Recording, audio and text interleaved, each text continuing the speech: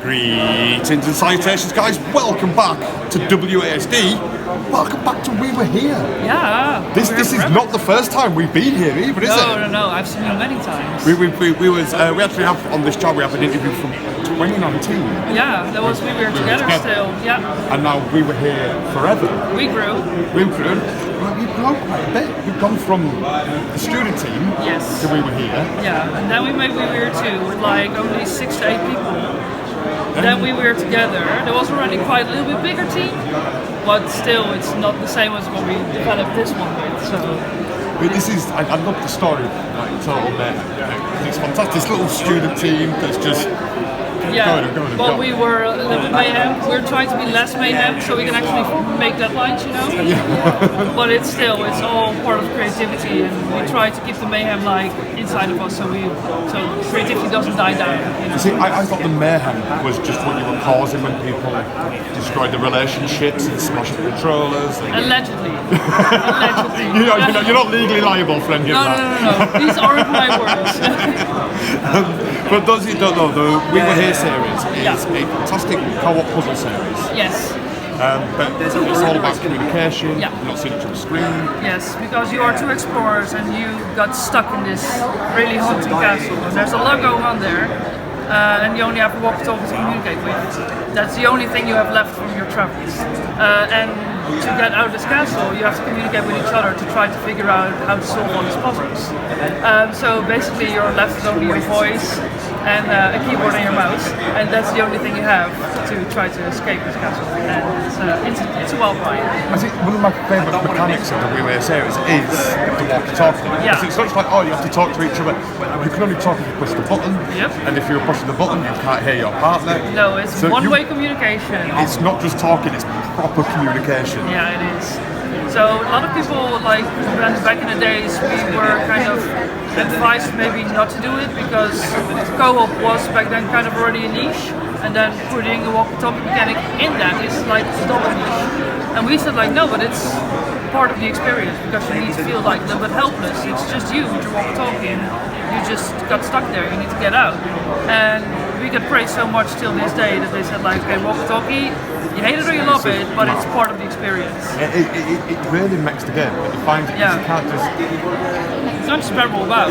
No, you can't just shout and it. You've got to You can do it, but then you can just decide to not hear the other person because you can block them completely. There's also the other side where you can don't press the button, you just go, fucking idiot. Yeah, mate, you're doing fine. No, you're doing great, Bonnie, you're doing great. You can just slug them off and they can't hear you. Yeah, brilliant. exactly that. So, where does We Were Here Forever fit in with the story of the We Were Here franchise then? Well, actually, in We Were Here, we told a story about 4 explorers, and they end up in this snowy blizzard, and then they see like this Fata Morgana of a castle. They're not a castle in the Antarctic, so what's happening? What did I do?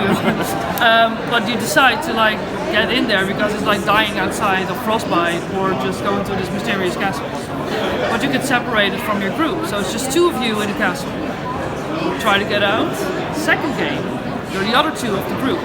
And you're like, no, we got separated, get in this castle, how do we get out?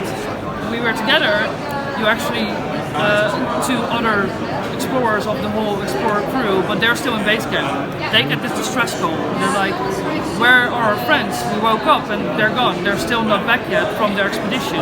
So you go get them and try to find them.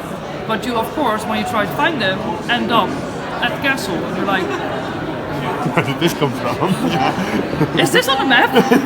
But you decide to get in because you need to get your partners back, you know. And in this game, it goes, maybe you know, maybe you don't know, but there is a possibility that you get left behind in this game by your partner, allegedly.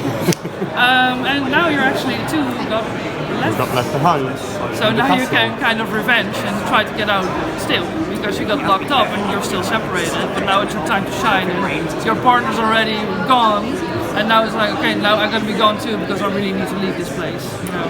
Well, the stakes got a bit higher because we were just talking before, and the Jester is a bigger character this time round, isn't he? Yes, he is very much present, but he's like so woven in the narrative, and we really felt like he needs the spotlight he deserves. And he is like this big antagonist who is trying to, with all his these little tricks and stuff, trying to get you a certain direction. And it's just, I really love how he got like this gigantic spotlight in the game now, and he's like totally guiding you through the game, basically. He won't be like around consistently the whole time, but you will feel his presence. Sinister presence. Sinister presence, yes. I mean, we just played a little bit there. Yeah. We got hands on with one of the puzzles, which is fiendish. Yeah. It is brilliantly awful. And even like we were. But in a good way, I hope. Yeah, in a brilliant way, okay. brilliant way. Because we were talking to each other and like we didn't realise that I could see the symbols above the door, but he couldn't see mine that I couldn't see. It took us a couple of. You put a 20-minute timer on that. We were just getting going, and the time ran out.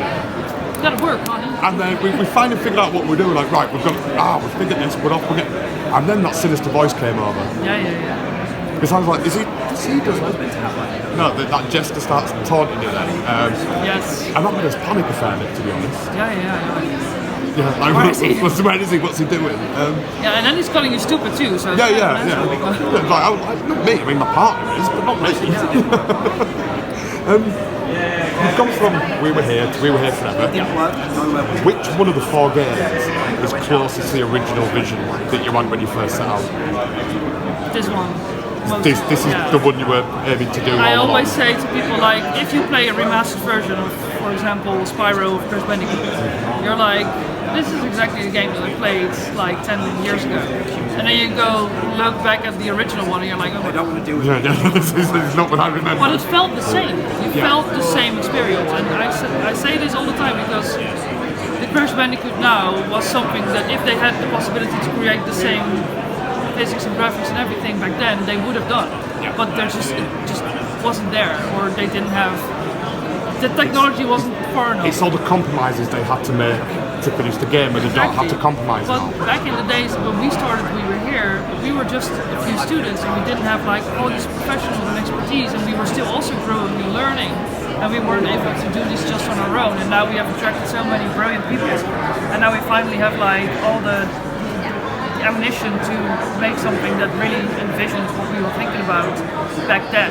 So this feels like this is finally the appreciation that the game gets for what we already had in mind a few years ago.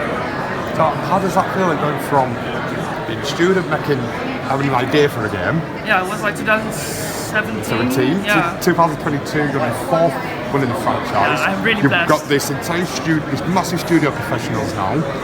Right? How much imposter syndrome do you have? How much of a student do you still feel? This hurts because So I'm just from the I people do. that wanted to be game devs. Just like, does that? Are you still that student that started in 2017? well, it took me actually like, I think it's just been like since a year that I finally feel confident enough to feel like my voice is worth something, because I feel like I'm still that student, and that whatever I say shouldn't be taken it seriously because I'm not an expert. But that's of course utter bullshit, because I have earned some stripes, I guess. You've got 4 games. You've got a complete franchise that you invented. And I didn't do it alone, but like the team that we have, we grew so much with the development of every game, and we learned so much. And also like not only technical, like with developing, but also how to work in a team, how to lead a team, how to work together and make a beautiful product. And that was something I have never envisioned. I would even be standing here telling this story about how I was able to create this with a bunch of people. I have the biggest imposter syndrome ever. I need therapy for it, but you're spot on. It's crazy. Yeah. It's still there sometimes. I'm a feel student, really what am I humbled. doing here? Yeah. It was also like, just before you came here, there was a guy coming to me and he was like, are you one of the developers? And I was like, yeah. And it's like, you are the biggest inspiration for me because of this game. I started my own indie company, and I almost teared up there. Yeah. I was like, It's a bit dusty. Someone has onions here. It's dusty in this room. Do you have an onion in your pocket? No, but I am a very emotional person, and if people tell me those kind of stories, I just crack up because I said the same thing to other developers or other people who inspired me, and then someone comes to me and says I'm someone who inspired them, and I'm like, I don't deserve that. I'm not that great. But I see plenty of student games, and some of them are fantastic, but I don't think I've ever come across a student game that became a 4-game franchise. No, that is a remarkable success story. Actually, one of our teachers is now already for a few years my producer. He used to teach and now he works for Yeah, because he was so in love with the concept, and then when we actually put it online and it gained so much attention, and we were able to do other games, he was like, I want to be on this, I'm in this. I want to do this together with you guys. And he helped us a lot with the development back when we were students. So for me it was a no-brainer. It was like, he knows you need to be here because you can't do this without you, because we couldn't do it without you back then. So it's only logical that you be part of our team, because you were always part of the team. I think it's quite cool that you kind of got your tutor and your mentor in the team with you. The man you turn to when you need him. You need help. Oh look, he's still there. Like one of my partners in crime. I do everything with him because it's like the dynamics work really good. Because he really loves how we just took a leap of faith and we were here now. We are here. Okay.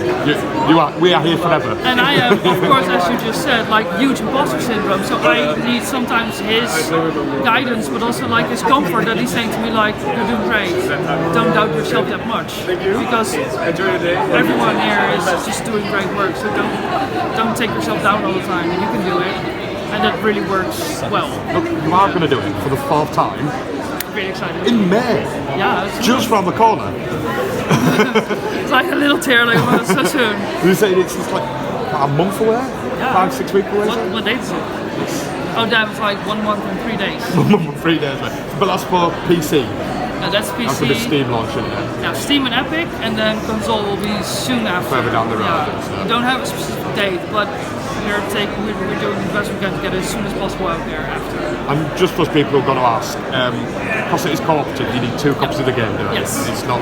But that's why the price is not that high, because you both need a copy of it. And what was the price point? $17.99. That is ridiculously low. Yeah, I know. That is like 34 quid for 2 copies. Yeah. That's half price of a full game. And this deserves to be a full game. Yeah, we always say like, if people are asking questions about like how long is the game, it will be 12 hours plus, by the way. But I always try to defend it because I say like, this is not just a game, it's like a complete experience you can do with one specific person, preferably. It's like a complete emotional roller coaster you go through, and I always say try to finish it with the same person you started with, because it's an experience you have together, not just let's just start a game and just shoot some zombies. It's like, this is, you're bonding, you're relying on each other and each other's guidance and the friendship or whatever partnership you have with that specific person. It could be anything, but you need to finish it with the person you started with, because then you have the full experience on relying on each other in this game. That is brilliant. I think that's a perfect way to describe it and way to end it. Lucia, thank you very much indeed. Thank you so much for finding us again.